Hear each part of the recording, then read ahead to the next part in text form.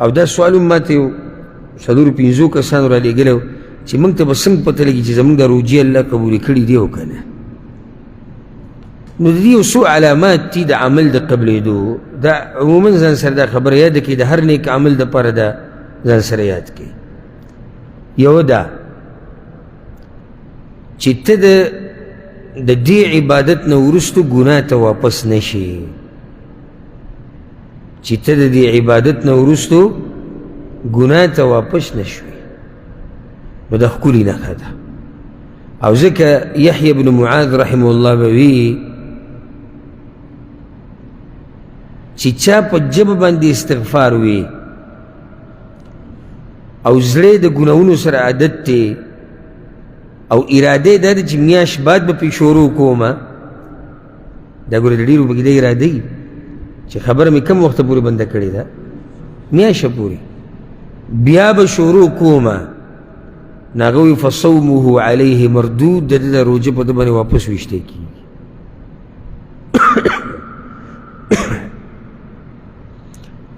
دا ول الله نه قبلی. خو واضح ده چې هغه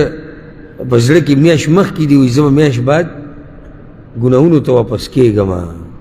په زړه کې پرته ده. نو دویمه نښه دا ده چې ستا په زړه کې دا یری چې دا عمل به الله قبول کړی او که نه به. دا ګټه نښه ده د دې چې دا عمل تا نه قبول شوی دی، چې کله پې ته یریږي چې دا عمل به د الله په دربار کې قبول شوی وي او که نه. که دا یره دې په زړه کې وه نو دا هم د خوشحالۍ خبره ده. او کله چې پیغمبر صلی الله علیه وسلم د آیت وی والذین یؤتون ما آتوا وقلوبهم وجیله، چې دا هغه خلک دي چې د الله بندګي کوي او زړونه یې په یره کې. نو عایشې ته پوښتنه وکړو یا رسول الله دا هغه خلک دي چې کوم شراب څکي او غلاګانې کوي؟ هغه ورته نه، د صدیق لور وی دا هغه مسلمانان دي چې عبادت کوي او یریږي چې الله به رانه قبول کړي او که نه. اوس ډېرو په موږ کې ډډې لګولي چې موږ د رمضان د میاشتې روجې نه وي او صرف روجې نه دي نیولې، موږ پکې دورې کړي، صرف دورې نه، موږ پکې تراویح کړي، موږ پکې تهجد کړي. هی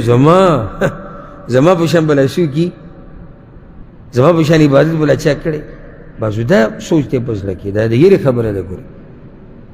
ځکه سلف مبارک راځي شپږ میاشتې به هغوی الله ته سوال کوو یا الله روژه راورسوه موږ ته، او بیا به یې شپږ میاشتې سوال کوو یا الله زموږ نه اوس قبوله کړه. نو کال به دې کې تېر شو. شپږ میاشتې دعا د څه ده؟ یا الله راوی رسوه موږ ته، موږ ته ورسوه. او شپږ میاشتې دعا د څه ده؟ یا الله قبول یې کړه. نو هسې دا روژې چې ختمه شوې ده اوسه پورې تا څو پیرې بولي چې الله زما دغه روژې قبول کړي. نو که دا سوچ د سره وي نو دا ښکلې نښه ده. که دا یره د سره چې یره قبول به یې که نه به یې قبول، نو دا ښه نښه ده. او ځکه بعضو سلفو به دا وي که الله چېرته زما نه یو ذره قبوله کړه که نه ذره، نو دا ډېره لویه خبره زما دپاره کافي ده. چا ورته وایي څنګه؟ لکه ذره عمل قبول شو، ذره برابر ورته وایي چې دا پوره ده. وی الله قرآن کې وایي چې انما یتقبل الله من المتقین، الله قبلی اعمال د چا؟ د متقیانو. دا ذره چې زما نه قبوله شو خو زه به متقیانو کې یم که نه؟ دا ذره چې قبوله شو نو زه به کومو کسانو کې یم؟ متقیانو کې یم. دا څه وړه خبره هو نه، ګټه خبره. نو درېیمه نښه هغه دا ده چې ته په دې نیکۍ پسې نیکیانې کې، نو دا نښه د دې ده چې الله د عمل قبول کړی دی. لکه روژه ختمه شو رمضان میاشت او ته اوس هم تلاوتونه کې او روجې نیسي نفلي او دعاګانې اوس هم غواړي، اذکار اوس هم کې، د قرآن تلاوت کې، د شپې یو څو رکعته لمونځ کې، دا ښکلې نښه ده. دا د خوشبختۍ او د نیکبختۍ نښه ده. تاسو ته به زه دا ووایم ګوره دا نیک عمل چې کوم دی که نیک عمل د دې مثال د ونې دی. دا ونه ګوره د هغه وخته پورې نه غټېږي او نه میوه ورکوي چې څو پورې تا د دې خیال نه یې ساتلی. دې له به په وخت اوبه ورکوې، دا به وخت په وخت ګوري راګوري، د دې خوا له به ځي راځي د دې سوچ او فکر به کې هله به ستا دا ونې کومې به دې باغ کې چیري دا به میوه مزېداره ورکړي که نه داسې نه ده نو داسې کېدی شي چې ته ونه دې دغه شان پرېښودې او بیا پسې ورشي په اخره کې چې میوه به یې څنګه کړي نه دې اوبه کتې نه دې نور څه کتو څه فصل به یې کړی څه میوه به وي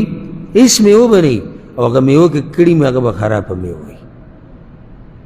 نو دغه شان دا عمل چې مونږ کم کړی د رمضان ده دا اوس ساتل غواړي ساتو به مونږ څنګه چې په دې پسې به هم نیکیانې کوو چې زمونږ هغه عمل هغه زیات شي او غټ شي لکه څنګه چې یو ونه معمولي غونته کې تخم او د هغې نه غټه ونه جوړه شوه دغه شان چې ستا د روجې دا ډېرې شي په تله کې درنې شي د هغې دپاره به ته وروسته هم اهتمام کې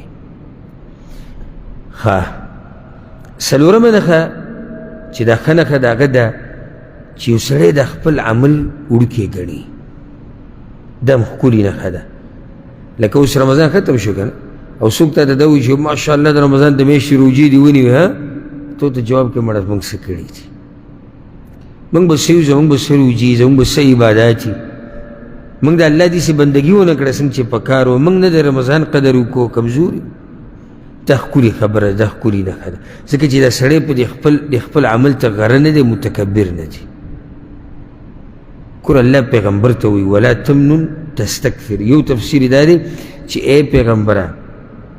چېرته دا خپل کار زیات ونه ګڼي دا خپل عبادات دا چېرته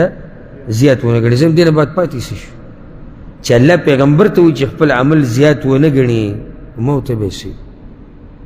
نو بله نښه دا ده پنځمه چې د دې عبادت نه بعد ستا د دې نیکیانو سره محبت پیدا شي او د ګناهونو سره دې نه لګي دا ښکلې نښه ده لکه اوس رمضان ختم شو او یو سړي د رمضان دا روجې ونیو د دې نه بعد د دیندارۍ سره محبت ډېر شوی دی اوس له د قرآن د تلاوت هم مزه ورکوي د علماو سره ناسته وله مزه ورکوي مونځ وله مزه ورکوي او د ګناهونو نه یې کرکه شوې ده کرکه نو دا دلیل د دې دی او دا یو نښه ده چې انشاءالله الله د دغه نیک عمل هغه قبول کړی دی دغه شان یو شپږمه هغه دا چې سړی به دعاګانې ډېرې غواړي دا نه چې خبره وشو او ختمه شو ته به بیا څه کوې دعاګانې به غواړي چې الله زما نه د عمل قبول که او امید به م ساتي چې انشاءالله الله به قبول کړی نو یېرېږي به م او امید به م ساتي او ګوره سبحان الله لکه هسې دې کې سوچ وکوي ابراهیم علیه السلام لګیو د خپل زوی سره اسماعیل علیه السلام سره د کعبې دیوالونه راوچتول او الله وی د دواړو په خوله باندې دا دعا و ربنا تقبل منا یا الله زموږ نه قبول کړه اوس ګوره څه جوړوي د الله کور د چا په امر یې جوړوي د الله په امر څوک یې جوړوي پیغمبران دعا پلار او زوی او په خوله یې دا دي یا الله قبول یې کړه خوله ورته عمل الله دی او عمل سره د الله کور آبادول کوي پیغمبران بیا هم یېرېږي چې قبول به شي او که نه او موږ ته وګوره څومره ګناهګار څومره کمزوري موږ دا دعا نه کوو چې الله د عمل راله قبول کړي نو بله نښه هغه دا ده د بعضو علماو ذکر کړې ده چې د دیندارۍ نه بعد د دې عمل نه بعد ستا د دیندارو خلکو سره محبت ډېر شو که او زړه دې کېدو چې دیندارو خلکو سره کښېنم پاسم او دا ګناهګار دې بدي شو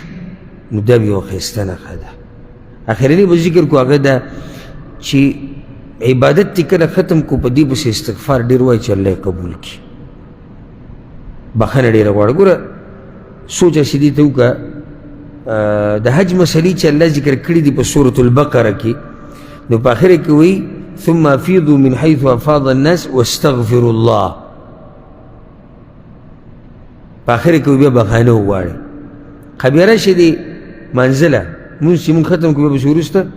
استغفار وایو ښه دا نیکان خلک چې د شپې تهجد کوي الله د دوی په باره کې وایي وبالاسحار هم یستغفرون دوی د تهجد ختم کړي په استغفار سره پېشمني په ټیم کې بیا بخښنې غواړي پیغمبر صلی الله علیه وسلم ته الله څه ویلي کله چې ژوند ختمېدو فسبح بحمد ربک واستغفره انه کان توابا نو هر غټ عمل چې قبلیږي په آخره کې استغفار ولي ځکه چې پته نه لګي که څه کمی زیاتی شوی. نو که تاسو دا غواړئ چې الله ستاسو دا روجې قبول کړي نو استغفار له زور ورکړئ او په مخه استغفر الله، په مخه د الله نه بخښنې غواړئ او دا وایي الله که زموږ نه څه کوتاهي شوي نو هغه راته معاف کړي. په دې باندې به اکتفا وکړو او انشاءالله د روان نشست نه بیا عام چې کوم سوالات دي د رونو خویندو د هغې جواب به کوو. الله سبحانه وتعالی دې موږ پوه کړي په قرآن او په حدیث باندې. هذا والله أعلم وصلى الله وسلم على نبينا محمد وعلى آله وصحبه أجمعين.